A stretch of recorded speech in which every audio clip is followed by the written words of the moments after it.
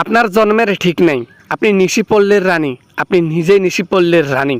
আপনি নিশিপল্লীর রানী বলেই আজকে বাংলাদেশের এই অবস্থা করছেন, এই হাল করেছেন। এটার জন্য সম্পূর্ণ দায়ভার শুধু আপনি। আপনার জন্য দেশে এই অবস্থা। রাজাকারের বাচ্চা কি বলে রে? রাজাকারের বাচ্চা, তোরা তো রাজাকার। তোদেরকে রাজাকার একটা আজ্ঞা দিয়েছি। তোরা রাজাকার পরিচয় নিয়ে বাংলাদেশে থাকতে পারবি না। তোরা আমার দেশ থেকে বের হ, সব কটা বের হ, বের হ, নাহলে ধাক্কা দিয়ে বের করে দেবো ছাত্রলীগ দিয়ে। আমরা রাজাকার না। তোমার জন্মের ঠিক নেই আপামনি, বুবুমনি। বঙ্গবন্ধু একজন স্বামী ছিল না, তোমার মায়ের ভাতার ছিল অন্তপক্ষে 17 থেকে 18 জন, যার কারণে ওই বীর্য থেকে তোমার পয়দা, তোমার মতো বেহায়ার পয়দা। এত বড় সাহস, এত বড় কথা, এত বড় কথা আমাকে কেউ বলে নাই। তোকে খুঁজে বের করব, ছাত্রলীগ দিয়ে পেটাবো, তারপর দেশ থেকে বের করে দেব। তোরা হচ্ছিস রাজাকার। রাজাকারের স্থান আমার সোনার বাংলাদেশে না।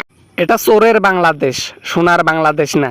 এখানে যত কিছু বাস করে নেতা খেতা সবগুলা চোর, সবগুলো কুলাঙ্গার, যাদের জন্মের কোনো ঠিক নেই।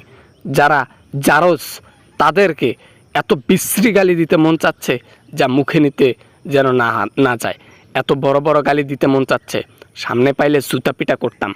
কেমন আন্দোলন করো, আরো আরো বেশি করে আন্দোলন করো। কেমন ছাত্রলীগ দ্বারা পিটাই নাই, একে মারি নাই, কয়েকটাকে কয়েক জেলার মধ্যে মারছি, একে নিহত করে ফেলাইছি। এখন দেখো দেশ আস্তে আস্তে ঠান্ডার পথে কিভাবে চলে আসে, বুঝো নাই? এই আন্দোলন চলবে। আমাদের রক্ত ঝরাইছেন না, আমাদেরকে মারছেন না, নিহত করছেন না, এটার প্রতিদান আপনাকে দিতে হবে। মাটির নিচেও দিতে হবে আর উপরেও দিতে হবে। আপনাকে যেদিন বাগে পাবে জনগণ না, সেদিন ছিঁড়ে খাবে কাকড়ার মতো, বাঘের মতো। হিংস্র বাঘ যেভাবে ছিঁড়ে খায় একটা প্রাণীকে, সেভাবে আপনাকে ছিঁড়ে খাবে। সেই সুযোগ আর পাবে না। টাকা চুরি করছে অনেক বাংলাদেশ থেকে, এখন বাংলাদেশকে বিক্রি করে দেব ইন্ডিয়ার কাছে। সিস্টেমে বিক্রি করে দিয়ে দেশ ছেড়ে উধাও হয়ে যাব। তারপর জুলুম সহ্য করো, ইন্ডিয়ার জুলুম। আমি তো অনেক জুলুম করলাম, এবার ওরা না হে করুক। দেশ বিক্রি করবেন, তোমার বাপের দেশ, যে তুমি দেশ বিক্রি করবা? তোমার বাপ ছিল চোর। তোমার বাপ চায়নি আমাদের দেশ কখনো স্বাধীন হোক।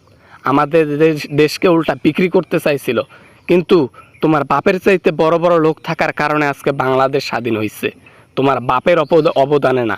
ওটা তো চোর ছিল, ওটা তো স্বার্থপর ছিল। হায় হায় হায়, এত বড় বাজে কথা! সি সি সি সি, এগুলাও শুনতে হইলো আমাকে?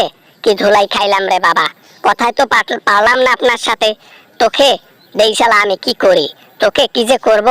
শালা রাজাকার, দেশ থেকে বার হ। দেশ থেকে বের হব আপনি মানেন? আপনি রাজাকারের মেয়ে, আপনি মানেন? আপনার মা একটা, বাবা 20টা। আপনি মানেন? আপনি নিশিপল্লীর রানী হাসিনা। আপনি মানেন? আপনি মাগি। আপনাকে আর কি বলবো? অপমানের শেষ লিমিট পর্যন্ত গেছি, তারপরও মনটা জুড়াচ্ছে না আপনাকে অপমান করা থেকে। না মানে এত বড় ধুলাই কখনো খাই নাই আমি। আমার পাপের জন্মে এরকম ধুলাই খাই নাই। তোমার বাপ গরিবের কম্বল চুরি করতো, চাউল চুরি করতো, ডাউল চুরি করতো। তুমি দেশের সম্পদ চুরি করো, তুমি দেশকে বিক্রি করে দাও, দেশের উন্নয়নের নামে টাকা চুরি করো, আবার ছাত্রলোক দিয়ে আন্দোলনে সবাইকে পেটাও। হিংস্র সরকার